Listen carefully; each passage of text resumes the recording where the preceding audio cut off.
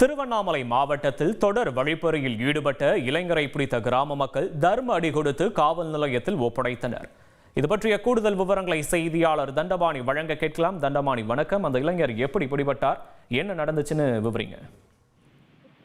திருவண்ணாமலை மாவட்ட கலசப்பாக்கம் தொகுதிக்கு உட்பட்ட புதுப்பாளையம் அடுத்த பெரியேரி கிராமத்தைச் சேர்ந்த ஈஸ்வரி என்ற பெண்ணின் கழுத்தில் எழுந்திருந்த தங்க செயினை நேற்று ஒரு இளைஞர் அறுத்துள்ளார். அப்போது அந்த பெண் கூச்சலிடவே அக்கம் பக்கத்தில் உள்ள இளைஞர்கள் மற்றும் பொதுமக்கள் அவரை பிடித்து தர்ம அடித்து கொடுத்துள்ளார்கள்.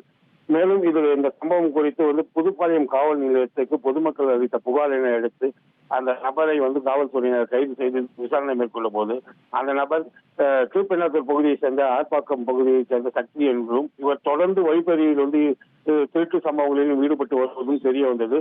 மேலும் இதற்கு முன்பாக ஆர்ப்பாக்கம் கிராமத்தில் ராஜா என்பவரது வீட்டில் இருந்து சுமார் 8 பவுனுக்கும் மேலாக தங்க நகைகளை திருடிய வழக்கும் இவர் மேல் உள்ளது தெரிய வந்துள்ளது. இதனையடுத்து காவல்துறையினர் அந்த நபரை கைது செய்து மேலும் அவர் எந்தெந்த கொள்ளை சம்பவங்களில் ஈடுபட்டுள்ளார், மேலும் அவரிடமிருந்து அந்த கொள்ளையடிக்கப்பட்ட நகைகள் ஆகியவை உள்ளதா என காவல்துறையினர் தீவிரமாக விசாரித்து வருகிறார்கள்.